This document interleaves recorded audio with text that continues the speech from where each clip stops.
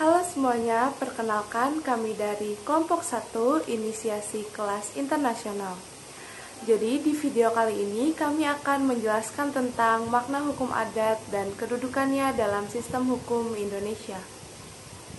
Manusia memulai kehidupan di muka bumi ini dengan pola hidup berkeluarga, membentuk paguyuban dalam sistem masyarakat, dan dari pola-pola sederhana tersebut mulai membentuk suatu daerah, kemudian berlanjut pada wadah yang lebih besar disebut dengan negara.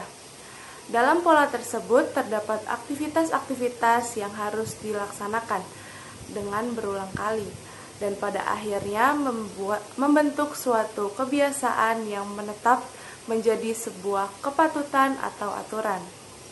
Kebiasaan yang menetap tersebut biasanya akan diikuti oleh beberapa orang dan mulai membentuk kelompok-kelompok.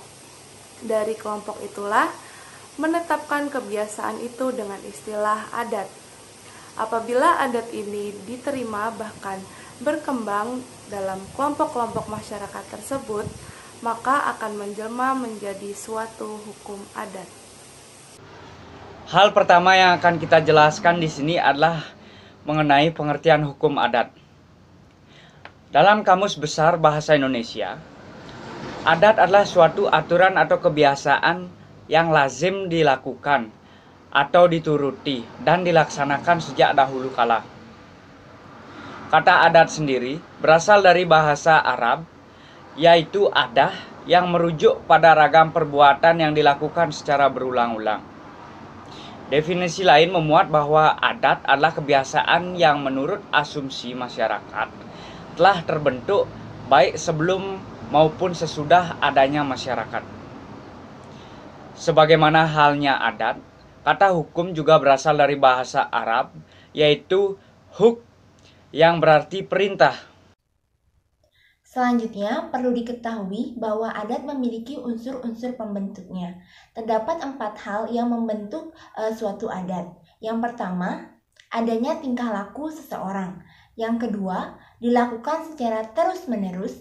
Yang ketiga, adanya dimensi waktu. Dan yang keempat, diikuti oleh orang ataupun masyarakat. Istilah adat ini sudah berkembang sejak lama di Indonesia, bahkan sudah tidak asing lagi di telinga masyarakat. Masyarakat cenderung menggunakan kata adat pada suatu kebiasaan di daerah-daerah tertentu. Contohnya seperti adat Bali, adat Jawa, adat Batak, adat Lampung, dan adat-adat lainnya. Berlanjut pada istilah hukum adat. Hukum adat ini dikemukakan pertama kalinya oleh Profesor Dr. Christian Nugroho dalam bukunya yang berjudul The Acers atau Orang-orang Aceh, yang kemudian diikuti oleh Profesor Mr. Cornelis van Vollenhoven dalam bukunya yang berjudul Het Adatrecht van Nederland Indie. Dengan adanya istilah ini, maka pemerintah kolonial Belanda pada akhir tahun 1929 mulai menggunakan secara resmi dalam peraturan perundang-undangan Belanda. Istilah hukum adat sebenarnya tidak dikenal di dalam masyarakat. Masyarakat lebih mengenal kata adat. Seperti yang saya sebutkan tadi, masyarakat lebih menerapkan kata adat pada suatu kebiasaan. Nah, adatrecht yang diterjemahkan menjadi hukum adat dapat dialihkan menjadi hukum kebiasaan. Namun terdapat seorang sarjana yaitu bernama Van Dijk yang menolak atau keberatan bahwa hukum kebiasaan ini sebagai terjemahan dari adatrecht yang untuk menggantikan hukum adat. Van Dijk menentang dengan alasan tidaklah tepat menerjemahkan adatrecht menjadi hukum kebiasaan untuk menggantikan istilah hukum adat. Karena yang dimaksud dengan hukum kebiasaan adalah kompleks peraturan hukum yang timbul karena kebiasaan. Artinya karena telah demikian lamanya seseorang bertingkah laku menurut suatu cara tertentu sehingga timbullah suatu peraturan kelakuan yang diterima dan juga diinginkan oleh masyarakat. Sedangkan apabila seseorang mencari sumber yang nyata dari mana peraturan itu berasal, maka hampir senantiasa akan dikemukakan suatu alat perlengkapan masyarakat tertentu dalam lingkungan yang kecil maupun besar sebagai pangkalnya. Hukum adat pada dasarnya merupakan sebagian dari adat istiadat masyarakat. Nah, adat istiadat ini mencakup konsep yang sangat luas.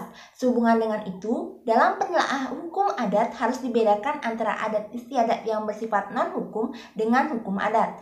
Walaupun keduanya sulit sekali untuk dibedakan karena memiliki kaitan yang sangat erat. Dari beberapa pertentangan mengenai istilah hukum adat, terdapat juga pengertian dari beberapa ahli mengenai hukum adat itu sendiri. Yang pertama yaitu menurut Profesor Mr. B. Terhard Bursch, hukum adat adalah keseluruhan peraturan yang menjelma dalam keputusan-keputusan dari kepala-kepala adat dan berlaku secara spontan dalam masyarakat.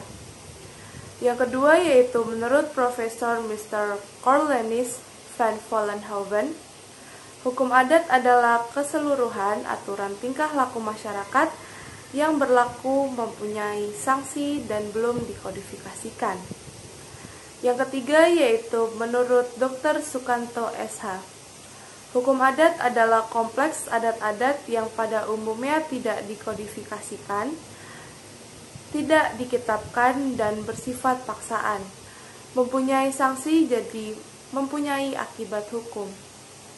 Yang keempat yaitu menurut Mr. J.H.P. Belfroid, hukum adat sebagai peraturan-peraturan hukum yang meskipun tidak diundangkan oleh penguasa tetapi tetap dihormati, ditaati oleh rakyat dengan keyakinan bahwa peraturan-peraturan tersebut berlaku sebagai hukum. Setelah membahas mengenai pengertian hukum adat, berlanjut pada fungsi hukum adat itu sendiri, seperti yang kita ketahui bahwa tujuan pokok hukum adalah ketertiban. Begitu juga fungsi dari hukum itu sendiri. Hukum adat yang mengatur kebiasaan atau tingkah laku kelompok masyarakat berfungsi sebagai penyelesaian masalah dari kelompok tersebut. Nilai-nilai masyarakat dijadikan suatu kebiasaan dan berkembang menjadi aturan yang berlaku. Di Indonesia, terdapat perbedaan mengenai hukum adat dengan hukum yang ada di perundang-undangan. Hukum yang tidak tertulis disebut hukum adat. Begitu sebaliknya, jika hukum tersebut tidak tertulis, maka disebutlah hukum yang diatur dalam perundang-undangan. Keberadaan hukum adat ini diakui oleh negara walaupun bentuknya tidak tertulis, akan tetapi penggunaan hukum adat masih terbilang terbatas. Walaupun telah diakui, tidak ada satu pasal pun dalam batang tubuh Undang-Undang Dasar UUD 1945 yang mengatur tentang kedudukan hukum tidak tertulis. Malah pasal-pasal dalam batang tubuh UUD 1945 banyak yang memerintahkan ketentuan pasalnya untuk diatur lebih lanjut dengan Undang-Undang Oregon. Perintah pengaturan lebih lanjut ketentuan pasal dalam UUD 1945 ke dalam undang-undang mengandung makna bahwa negara Indonesia lebih mengutamakan hukum yang tertulis. Pengakuan terhadap hukum tidak tertulis dahulu hanya dijelaskan atau dicantumkan dalam penjelasan umum UUD 1945 angka 1 yang menyebutkan Undang-Undang Dasar ialah hukum dasar yang tertulis. Sedang di sampingnya Undang-Undang Dasar itu berlakunya juga hukum dasar yang tidak tertulis. Ialah aturan-aturan dasar yang timbul dan terpelihara dalam praktik penyelenggaraan negara meskipun tidak tertulis. Dalam pasal 18B ayat 2 Amandemen UUD 1945 menyatakan negara mengakui dan menghormati kesatuan-kesatuan masyarakat hukum adat beserta hak-hak tradisionalnya sepanjang masih hidup dan sesuai dengan perkembangan masyarakat dan prinsip negara kesatuan Republik Indonesia yang diatur dalam undang-undang. Menurut pasal ini, hukum adat yang diakui adalah hukum adat yang masih nyata-nyata hidup, jelas materi dan lingkup masyarakat adatnya. Ketentuan pasal 18B ayat 2 di atas dapat dipahami bahwa Undang-Undang Dasar 1945 lebih mengutamakan hukum yang tertulis daripada hukum yang tidak tertulis. Ini maknanya bahwa pengakuan terhadap hukum adat yang masih hidup dalam masyarakat di suatu daerah harus dilakukan dengan pengaturan dalam peraturan perundang-undangan atau tertulis. Untuk menganalisa kedudukan hukum adat dalam sistem hukum, kita perlu kiranya diperhatikan salah satu aliran dalam ilmu hukum, yaitu Sociological Jurisprudency yang disampaikan oleh Eugen Ehrlich. Yang menjadi konsepsi dasar dari pemikiran Ehrlich tentang hukum adalah apa yang dinamakan dengan living law. Hukum positif yang baik dan efektif adalah hukum yang sesuai dengan living law dari masyarakat yang mencerminkan nilai-nilai yang hidup di dalamnya. Pesan Ehrlich pada pembuat undang-undang adalah dalam membuat undang-undang, hendaklah diperhatikan apa yang hidup dalam masyarakat. Adalah suatu kenyataan yang tidak dapat dipungkiri bahwa hukum yang berlaku di Indonesia pada umumnya dan Provinsi Aceh pada khususnya adalah hukum yang sudah sesuai dengan nilai-nilai yang hidup di dalam masyarakat. Oleh karena itu, agar hukum adat dapat efektif berlaku dalam masyarakat, maka dalam pembentukan undang-undang dan kanun di Aceh, wakil rakyat yang duduk di lembaga legislatif harus mampu menggali dan wajib menampung kesadaran yang hidup dalam masyarakat. Kesadaran hukum masyarakat yang telah diformalkan, baik dalam undang-undang maupun kanun, akan dapat digunakan sebagai dasar dalam menjaga ketertiban dan kerukunan hidup bermasyarakat.